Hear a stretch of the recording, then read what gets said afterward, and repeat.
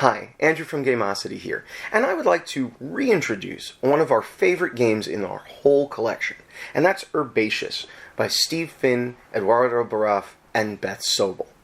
Herbaceous is a set collection game that has a really neat pastoral theme, beautiful visuals, and just enough little push-your-luck strategy to keep it really interesting yet easy to engage for any player.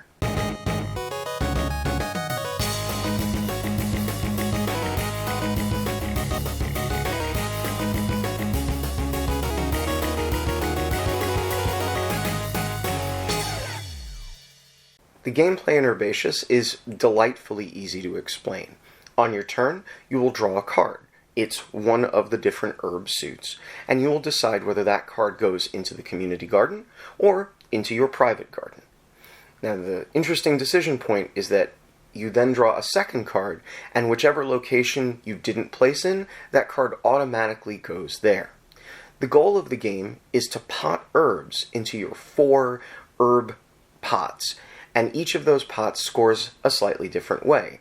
One rewards sets of exactly the same herb, one rewards diversity, one scores for pairs, and the last lets you score special herbs that have a face value in points.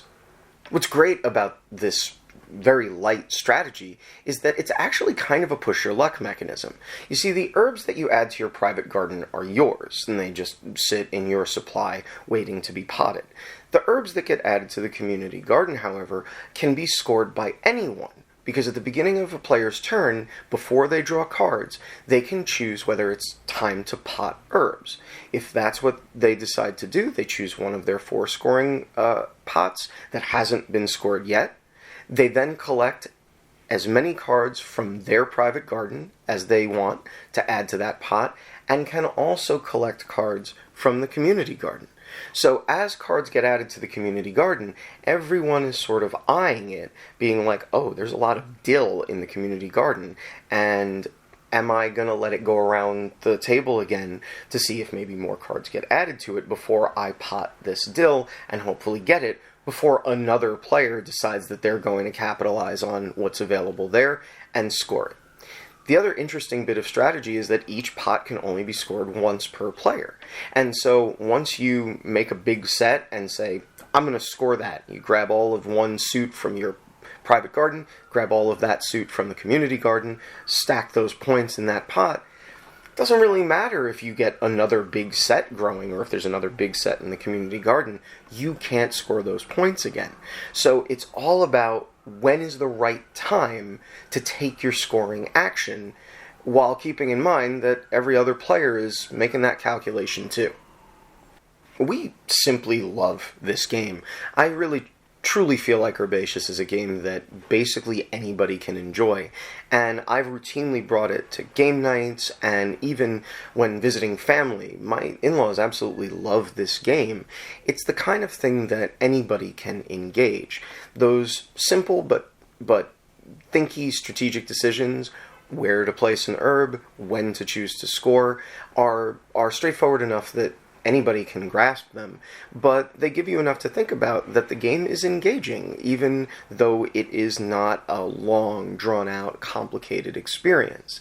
This box has made a lot of trips with me, and the only real criticism I have of the game is, despite the fact that it is a very modestly sized box, Herbaceous is really just a deck of cards, and so the box could be probably half the size, and it tends to sprawl a little bit as players build their gardens and their private gardens in the community garden.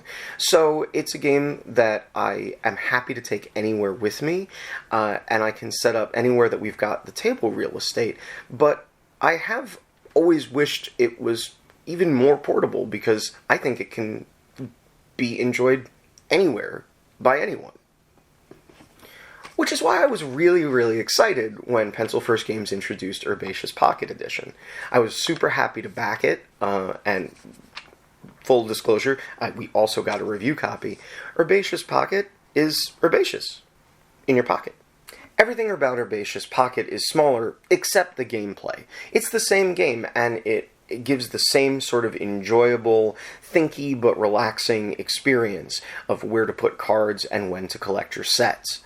The smaller footprint just means that I can get it to any table. This can go in a bag and stay with me anywhere I go.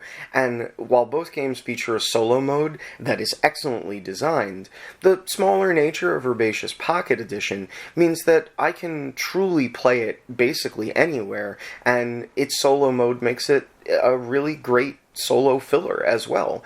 Instead of, staring at your phone, play something a little more beautiful that sits on the table and gives you something interesting to think about.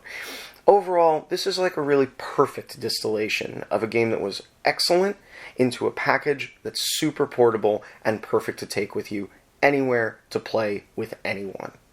And that's it. Hey, Meeple and I thank you for watching. If you want to see more of our reviews, please click on either of these playlists. One of them is our full-length review series, and the other one is Game in a Minute, where we tell you everything you need to know about a game in about 60 seconds. If you'd like to subscribe, please click the G and ring the bell so that you get a notification every time we publish. And if you like what we do and want to support us, please check out links to our Patreon below. We'll see you next game. Flesh and blood.